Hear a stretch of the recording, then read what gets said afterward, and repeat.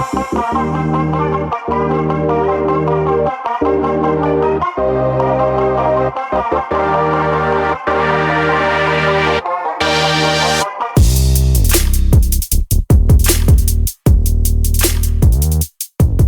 you for checking out Real Talk Personal Finance. Shit's about to get real. Cash Flow King with you today. And today in episode 34, we have the Secure Act 2.0 Part 1. Thanks very much for tuning into the show. Did you miss me?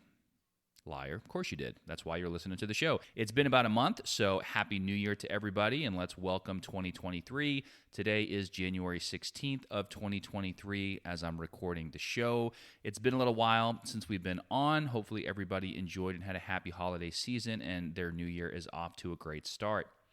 I would like to, as normal, give a shout out to our now 24th country. We have some new listeners in the Netherlands, so thank you very much for tuning into the show, and thank you very much to all of our listeners for tuning into the show. Hope you've enjoyed it in 2022 when we started. Hope we have an even better year this year in 2023 as we go forward. So thanks again for your support.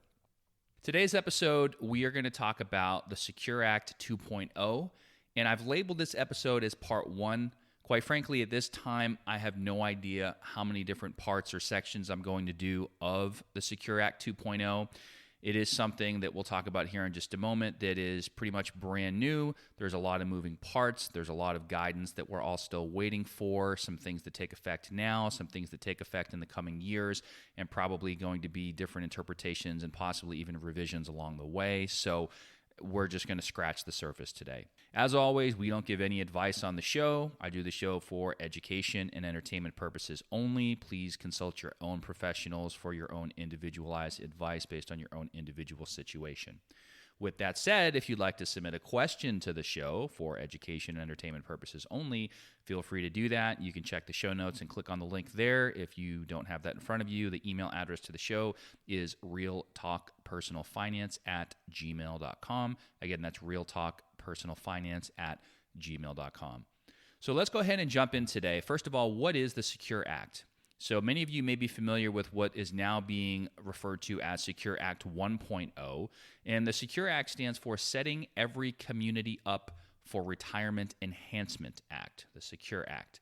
In the original Secure Act, what's now being termed as Secure Act 1.0, and now the latest revision that sort of piggybacks on that and sort of is additive in nature is this Secure Act 2.0, as many people are referring to it as, and that was signed into law recently here between last episode and this one on December 29th of 2022. So as I mentioned, there are a lot of moving parts. It's something that's still being digested by the industry, and we are still waiting on further guidance in some areas. There are still a few things in there that are unclear. Many parts of the Secure Act 2.0, the vast majority of them are going to be taking effect in 2024 and beyond, so next year, although there are some parts that take effect right away this year here in 2023. So I thought it would be helpful to put something together and kind of sprinkle in a little something for everybody. So for those on the older side, we got something for you coming up first. For those somewhere in the middle, we got something coming up for you next. And for those potentially on the younger side, we have something coming up for you at the end. So I've broken the show down into essentially 3 main categories or 3 notable items that I'd like to talk about on today's show, with the goal, again, of having a little something for everybody. There's way, way, way more to the Secure Act 2.0 than what we're going to talk about in today's show. As I mentioned, that's why today is only going to be part 1. But we are just going to scratch the surface and talk about a few things that are somewhat timely and that I thought were most interesting that came out of Secure Act 2.0 at this time. So the first category is what I've sort of termed as the RMD shit show. That's number 1. So RMD, for those that don't know, stands for Required Minimum Distribution, RMD. And that is essentially for most types of plans, and there's a change to this coming up, but we will save that for now. For most types of retirement plans, when you attain a certain age, you will have to begin taking distributions from that particular account. That would be your required minimum distribution, or your RMD. And that's something that has changed over time. So historically, and don't ask me where they got this number, but the magical number and the magic age used to be 70 and a half. That's right, 70 and a half. You would think we're all in fucking kindergarten still. How old are you? I don't even know how old you are in kindergarten, but whatever. I'm 5.5. I'm 5 and 2 months or whatever. Well, you would think by adulthood we would just simply go by whole numbers, 70 versus 71 and so on. But nope, it was 70 and a half for the longest time. And for those that have been that age or older for a while now, you're essentially grandfathered in. You've started taking your required minimum distributions at age 70 and a half, and you will continue to do so. And there's a chance you may not be listening to this podcast because you probably don't know what a podcast is. No offense to the older folks out there that listen to the show. We appreciate your support, but let's just be real. Most people in their 70s and 80s are probably not listening to this podcast. But who knows? Always open to it. And if you are, awesome. Write the show. We'd love to hear from you. So it was 70 and a half for the longest time. And then with Secure Act 1.0, one of the changes that came into play at that time was they changed the age to age 72. And so anyone, when they attained age 72, for most types of retirement plans, and you'll see why I keep saying that as we get through the show today. And if you've listened to our shows in the past, you probably know why I'm referring to it in that way, because there are situations where an RMD may not be required. However, for most types of retirement plans, the magic number that used to be 70 and a half was then brought up to age 72. So up until now, anybody that attains age 72 or older, that's when you would begin your RMDs, your required minimum distributions, okay?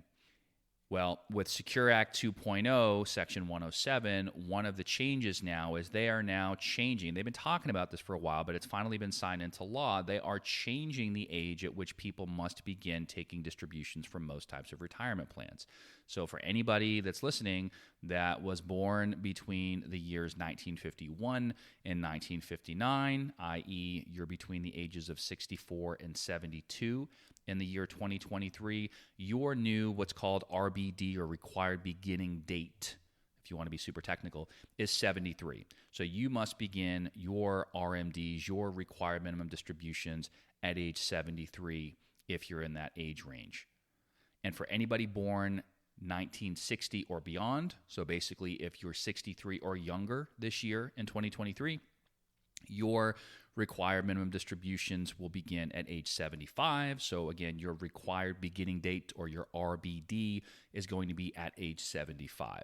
So that's why I call it the RMD shit show, because it has created a little bit of confusion. It's really not all that complicated, but basically, if you've been taking RMDs already prior to the Secure Act 2.0, you don't really have to worry about anything. You just continue as normal. For those that have not yet begun RMDs, your age, your required beginning date, has changed, as I just mentioned. And where it really throws a lot of people for a loop is those folks that were going to turn 72 this year in 2023. That's where it throws people for a loop, because a lot of those folks, and I've talked to many clients in that situation, they were expecting to begin, or to need to begin, taking their RMDs, their required minimum distributions, in 2023 because they turned age 72, or were going to turn age 72 this year in 2023. And good news for those folks, and there's some planning considerations that go along with this, which we may or may not have time to get into today. But the good news is anybody that turns age 72 this year, you will not have an RMD. You will not have a required minimum distribution. So essentially, if you've been taking them, you're going to keep taking them. If you haven't taken them yet and you're within those age brackets, your age has gotten pushed up. And for everybody that's going to turn 72 this year in 2023, you will not have an RMD. So there is nobody in the year 2023 that will have to begin taking a required minimum distribution based on their own account as the account owner for the very first time. So that's the takeaway there. So I termed it as the RMD shit show. And going along a little bit further with that, one of the other pieces, so I guess that's good news. Let me start with that the ages are getting pushed up a little bit. It allows people to leave money in these tax advantage retirement plans for a longer period of time, which is generally a good thing. And we've talked in previous shows, or at least touched on briefly, from a retirement income planning standpoint, things like partial Roth conversions and whatnot. You are going to have some additional time now before you have to start taking money out of most of these retirement plans as far as your retirement income plan goes to do some of those conversions. So it allows people to have a little bit more time than they otherwise would have had. In other words, previously, they would have to start taking out these distributions sooner. And from a tax planning standpoint, that may or may not have been advantageous for them, depending on what their strategy is and what they were trying to accomplish. So if you're one of those people that has the vast majority of your assets in pre-tax retirement plans, and you are strategically trying to partially convert those assets into Roth type of accounts, where ultimately, if you play by a couple of important rules, you're going to get the money out tax-free later, the delay in the required beginning date, or the delay in terms of the amount of time that you need to begin taking these RMDs, is a good thing for you, because it gives you more time to plan and it gives you more time to look at doing things like those Roth or partial Roth conversions. So that's good news. The other piece of good news is the penalty used to be, for anybody that missed an RMD, a required minimum distribution, it used to be 50%, 50% of the amount that it should have been distributed. So if you were supposed to take out, for example, $10,000 from a particular account because that was your RMD and you failed to do so, there would be a 50% or a $5,000 penalty for missing that. Well, now that's been reduced from 50% down to 25%. If you correct it in a timely fashion, it possibly could be as low as 10%. And there have been cases where basically I've heard about people that have missed it, and their essentially tax advisor writes a letter in and asks for pretty much a waiver where they have not been penalized at all. So it was effectively 0%. The bottom line is you don't want to be in that situation. So this is something that you want to pay attention to. If you are going to need to start taking required minimum distributions, you want to know which accounts you have, what those numbers are going to be, and you need to make sure that you are taking those out. Again, not advice, education, and entertainment, but generally speaking, from what I see and working with clients, one of the easiest ways to make sure that it's not missed is to simply set it up on autopilot to reoccur for you on an annual basis. And there's different ways to do that. So if you have to take out a certain amount of money, you could tell a particular company that you're working with, hey, I want to take out my RMD automatically, but I don't want it all at once every single year. I want you to spread it out monthly. So you would get a monthly distribution. And at the end of the year, the total of those monthly distributions would be the RMD for that year. And some people like to do it quarterly. Some people like to just do it once a year and get it over with, and that's fine. So matter of personal preference, there's some slight nuances to that. But the bottom line is, as you're getting older, as you're getting closer to RMD ages or your required beginning date ages, you want to be very, very aware of this and make sure you have a plan in place to ensure that you are not missing an RMD, and therefore you will not have to worry about any of the penalties that I just mentioned. So that's section 1. Section 2, we're now going to talk a little bit about some Roth changes. And there's quite a few of these. So again, we are just scratching the surface in this episode. That's why this is part 1. There will probably be additional episodes in the future. But one big change for those that have certain types of plans, if you have a SEP or Simplified Employee Pension IRA, so for the small business owners out there, real estate agents, things like that, historically speaking, you were only able to make pre-tax contributions to those accounts. Now Roth is available on a SEP, so you can now have a Roth SEP IRA. Same thing with simple IRAs. Again, for small business owners with a certain amount of employees, if you have a simple IRA plan, historically contributions to those plans were only allowed on a pre-tax basis. That has now changed, and Roth is available on simple plans in 2023 based on the changes in Section 601 of the Secure Act 2.0. So if you're not sure about that, hopefully you're working with somebody on the plan that you have. It may require you to amend the plan and to make some changes to the plan in order for that to happen. So it may not be an immediate thing. Don't be surprised if you contact them and you want to make Roth contributions the next day and they tell you, well, wait a minute, there's some paperwork or shit you got to sign first to amend this thing before we can do that.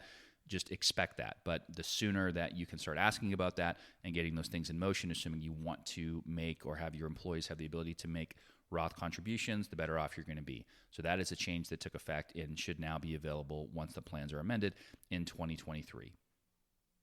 The next thing that is coming into play for those that are employees working for an employer in 2023, historically speaking, the employer match always went into your account as a pre-tax contribution. So let's say, for example, you had a 401k plan at work And it also allowed for Roth contributions. So you had the ability to put pre-tax money into a 401k. You also had the ability to make Roth contributions to that 401k plan, right? So your employer had technically what's called a designated Roth account, okay? And so you could do that. Well, even if you put 100% of your contributions as an employee, so your what's called employee elective deferrals, if those were all made as Roth and you got an employer match on your retirement plan, no matter what, the employer match money was always treated as pre-tax. So you could put all your money in as Roth, but their match that they give you would always be pre-tax. That's probably going to still continue to be the case for the vast majority of plans for the foreseeable future. However, in 2023, Section 604 of the Secure Act 2.0 does allow for the employer match to now be treated as Roth if and only if and only when the plan allows for that. So once again, they will likely have to make a plan amendment to allow for that. They're probably going to have to first decide if they want to do it. Then they're going to have to sign the proper paperwork to make sure that that gets implemented.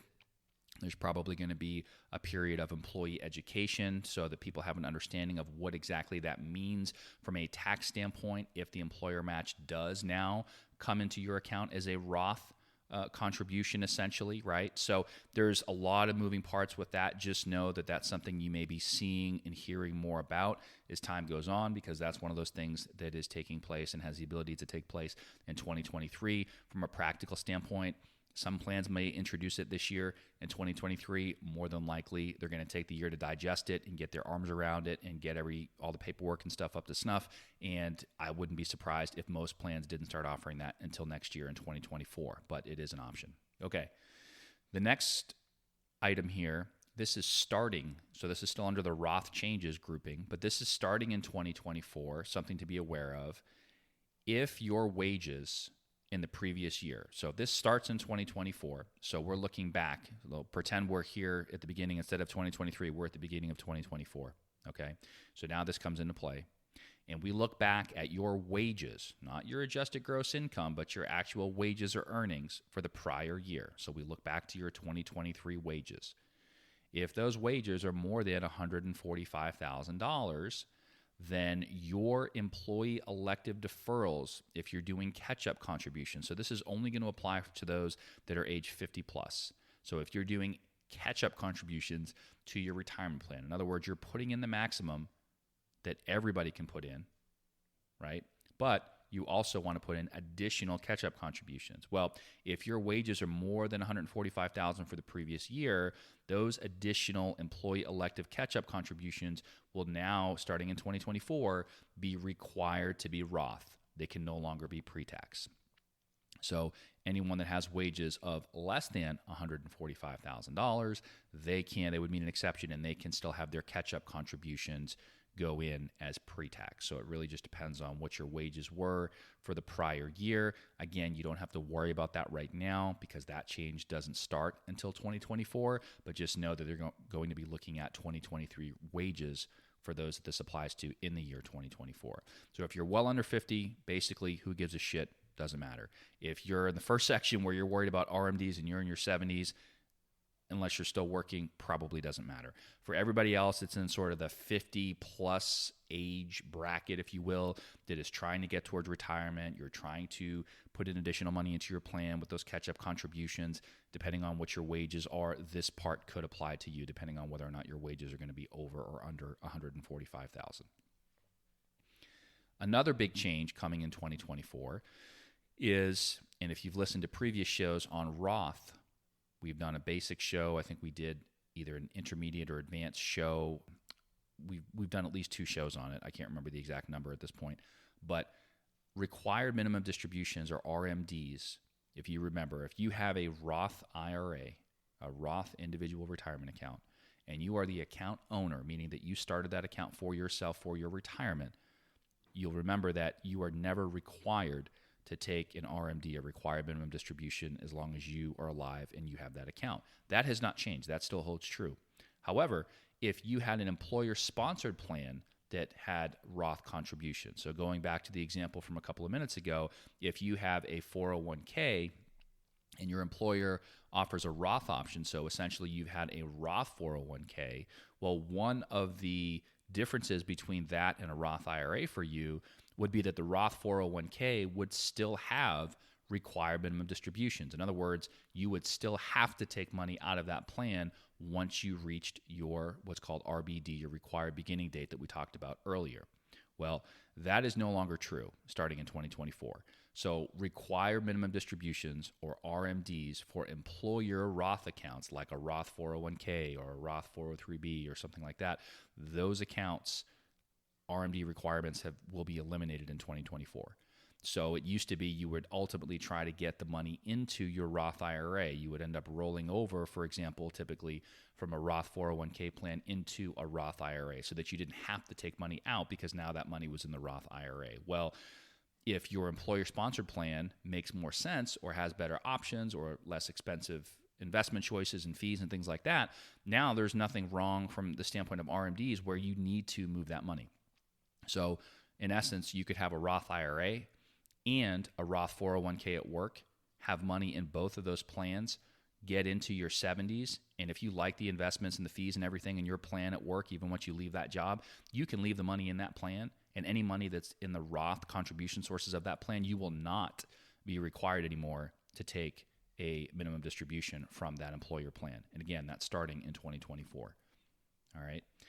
Last thing I'm going to say about Roth is that there have been no changes to Roth distribution ordering rules. Again, going back to previous episodes, if you don't know what I'm talking about, the whole cream in the coffee rule, right? Where with the Roth IRA, you could essentially cherry pick the money that comes out if you ever needed to take money out sooner than expected, right? You could take out your contributions first, and then your conversions next, and then your earnings last. And it was very favorable, right? You had essentially, you could separate the cream from the coffee. Well, when you talk about the employer plans like the Roth 401k, all of a sudden now you had sort of the cream in the coffee rule where if you wanted to take money out and you pulled $1 out, part of that dollar is going to be contributions and part of that dollar is going to be earnings or growth. And there was no way to separate that. Well, that is still the case, right? There have been no changes to the distribution ordering rules. So if you want a little more info on that, I think we talked about it on either the intermediate or advanced Roth episode from last year. So check that out, and we go into a lot more detail with some examples, but just know that there have been no changes to the distribution ordering rules when you take money out of Roth accounts, like a Roth IRA versus a Roth 401k. There are still those differences when you go to take money out, specifically when we're talking about a non-qualified distribution, which typically means that you haven't had the account open for at least 5 tax years and that you're also not at least age 59 and a half. So another way to say that is if you've had the account open for at least 5 tax years and you're at least age 59 and a half, who gives a shit? You don't have to worry about it, pretty much. Okay, so that's number 2. So far we've talked about the RMD shit show in Section 1. We just covered some Roth changes in Section 2, both changes that are taking effect in 2023 right now and changes that will take effect in 2024 in that section. And then the final thing that I want to talk about in today's episode in Category 3 is this whole idea of what I'm going to term as a 529 to Roth IRA hack. So for those that may not know, a 529 is a form of a college savings plan. And essentially they function very similarly to a Roth IRA. You can put money in on an after-tax basis. You have an account owner, which a lot of times will be you as the parent, and then you can have a beneficiary, which oftentimes is the student or the child. And as long as distributions from that account are used for qualified higher education expenses, at least that's what it was initially, and then that definition was then expanded to include many more things. So a really good website out there if you want to check it out, and I have no affiliation with them, but if you go to a website called savingforcollege.com, you can read all about different types of 529 plans and pros and cons to different types of ownership, whether it be parents versus grandparents and so on. That's all out there, so I'm not going to go over that. But essentially, you had funds in an account that were earmarked generally for college, right, for the student, for the child. Well, one of the major forms of pushback when it comes to that is people would say, well, what happens if my kid doesn't want to go to college? What happens if they get a scholarship? What happens if ... fill in the blank? And there are still different sort of contingencies that will come into play where there's ways around certain things. But one of the biggest things that came out of the Secure Act 2.0 when it comes to 529 plans, which kind of was a little mind-boggling when I first read about it, and this is in Section 126, and that is you could essentially, and I'm going to go over some of the rules as we know them today here in a moment, but you can essentially take a portion of the 529 funds that were earmarked for college and pretty much put them into the kid's Roth IRA for retirement purposes. And I'm going to go through an example at the end, something that I'm thinking about personally doing that could make some sense. So the first thing is shifting funds essentially from a 529 college savings plan into a Roth IRA. The first thing to know is that there is a $35,000 lifetime limit. So that is the most amount at this time that you can do over the child's lifetime. So that's number one. Number two, the 529 college savings plan must be in existence for at least 15 years. So it's not something where you can put a bunch of money in today and then shift it all to a Roth IRA tomorrow. They've probably thought ahead about this, and that makes sense. One thing that is still unclear that we're waiting guidance for is whether or not the 15 years starts from the time that the 529 plan was started, or if the 15-year clock starts when the beneficiary is changed. So I'll give you an example. Let's say you have an individual that doesn't yet have children, and they started a 529 plan for themselves. Maybe they were thinking about going to grad school or something, all right? And then they either didn't go to grad school, or maybe they did go and they just paid out of pocket or whatever, and they never used the money in the plan.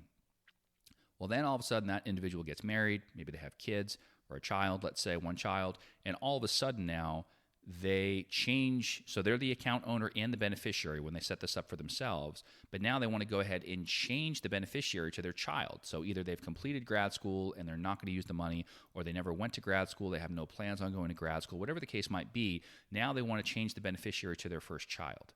So the question is, does the 15-year clock start from when that person was not married with no kids and started an account for themselves that they never used? Or does the 15-year clock start when they change the beneficiary from themselves to their child? And that is still somewhat unclear. Again, we are waiting guidance about that, but that's one of the little nuances of this rule. But worst case scenario, we can just assume from a planning standpoint that the clock starts when the beneficiary is changed, or if there was never an account in the first place, the clock simply starts when the account is established, assuming that the account is established for the child after the child is born. And this will make more sense with an example here in a little bit. Next thing to know is that these transfers from the 529 college savings plan to the Roth IRA for the child, it is going to be subject to annual Roth IRA contribution limits. So you can't just take $35,000 and dump it in year 1 or year 15 in this case, right? You can do a little bit at a time depending on what the max Roth IRA contribution limit is at that time, until a $35,000 lifetime maximum is met.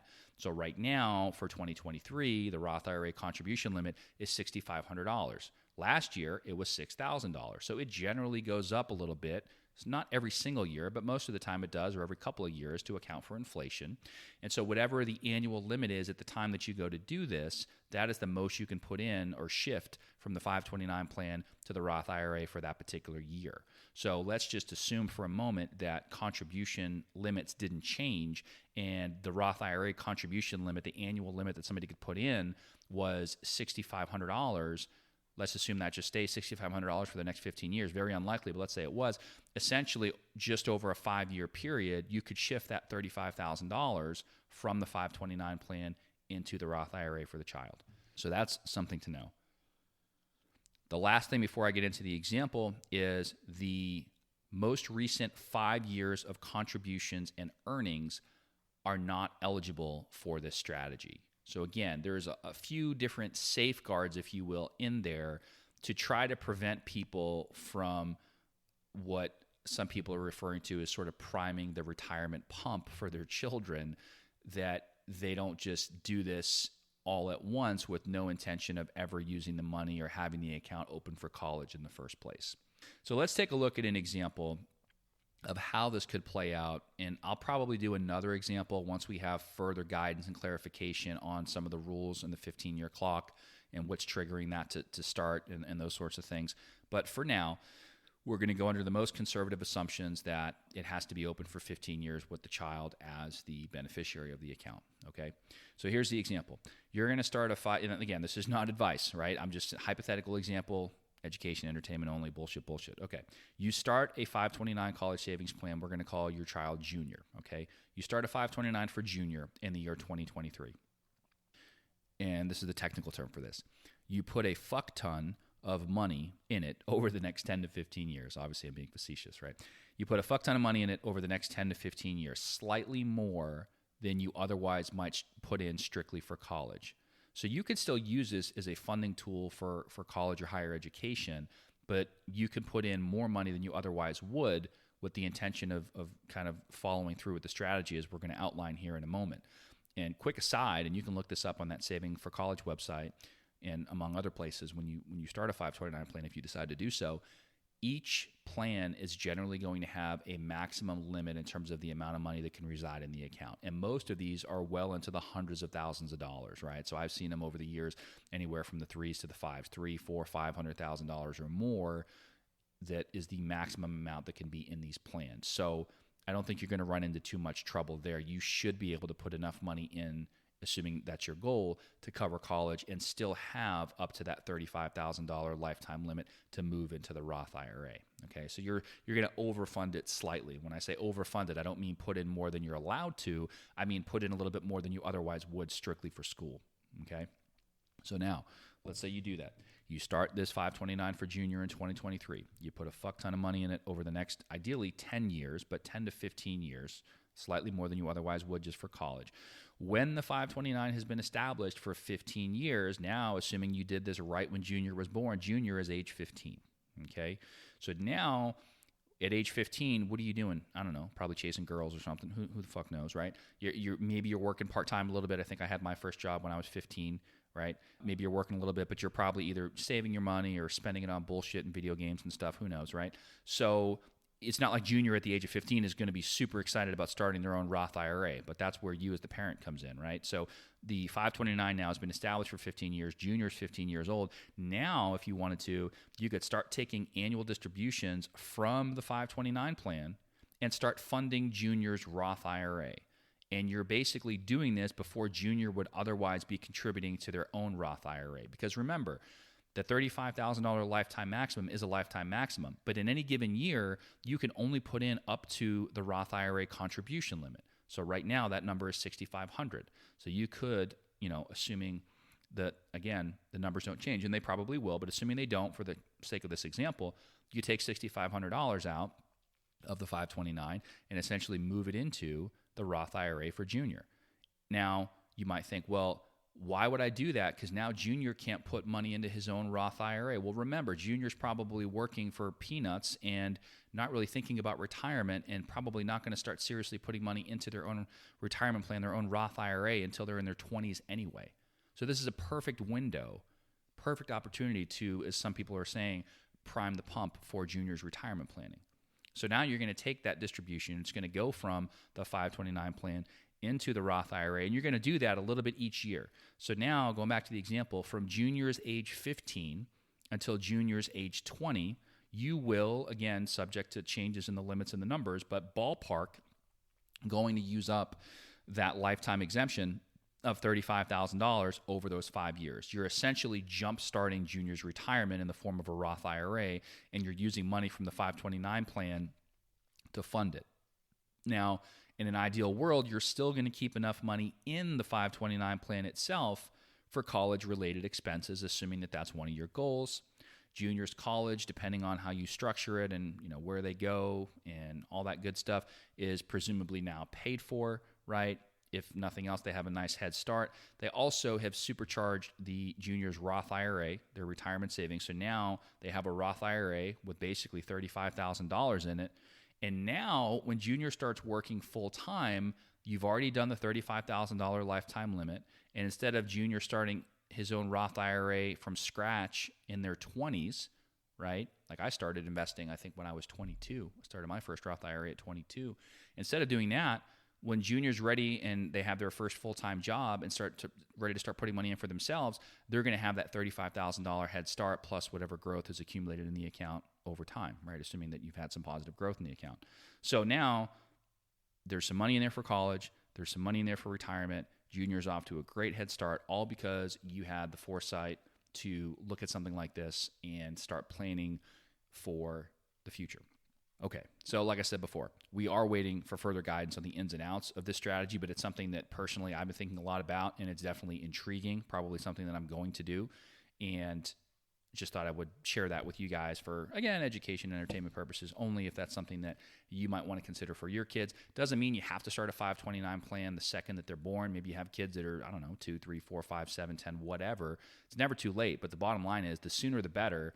They will come out with further guidance. This will continue to unravel, but the sooner you can start the 529 and the sooner you can start that 15-year clock, the better. And if you never do this, oh well.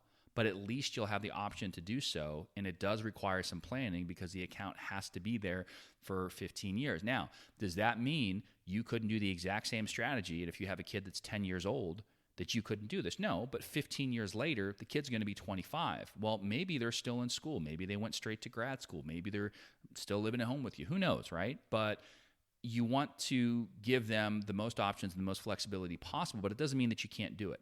So maybe you start it when they're 10 and you're doing it for, however many years. And then all of a sudden the kid starts contributing, at the age of 25 not 25, at the age of, that would bring us, I'm doing math in my head off the cuff here. If your child is 10 and you have to wait 15 years, that puts them at 25. And then at 25, if it still takes you 5 years to do this, that puts them at 30. Nothing wrong with that, but they're probably not going to start putting in their own money into that account then until they're 30. Now, again, from a planning standpoint, I don't want to go too far down the rabbit hole, but that could give them an opportunity if they're working for an employer to focus on putting more money into their retirement plan at work, while you as the parent, if you choose to, put more money into their Roth IRA to supercharge their retirement, right? So anyway, long story long, the sooner you can start something like this, the better. The more options and flexibility you're going to have. But don't think just because you didn't start it on day one that it's necessarily too late. Even if you got 1 or 2 years of shifting some of the money and you didn't do anywhere near the $35,000, maybe you did $13,000 or $10,000 or whatever, it's still better than nothing. And I think it's a really cool feature of the Secure Act 2.0. So a lot of positives coming out of Secure Act 2.0. We talked about a lot of the changes taking effect in 2023.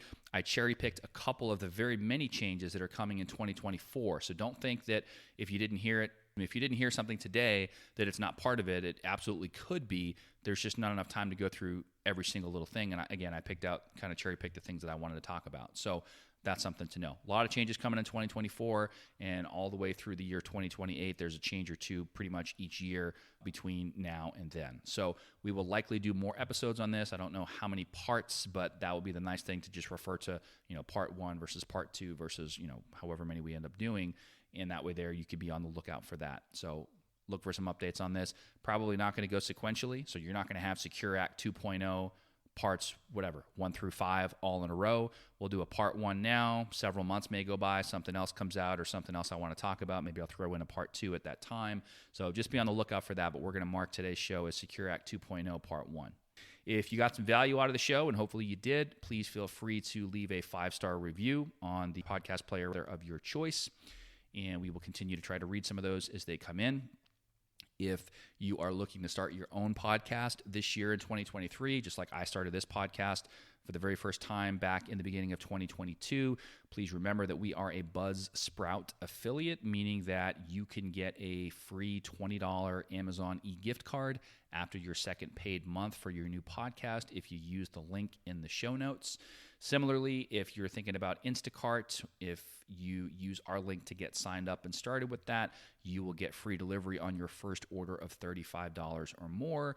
And if you don't give a shit about any of that and you say, you know what, I have no desire to start my own podcast, and Cashflow King, you're lazy, go to the grocery store yourself, I'm not using Instacart, that's fine. If you got some value out of the show, there's a link to buy us a cup of coffee. If you remember back to the episode with Cold Brew, feel free to buy us a cold brew. Certainly would appreciate that. So thanks again for checking out the show. We appreciate your time. Happy New Year here in 2023. We will see you in the next episode. Check the mic and make sure it sound right, boys.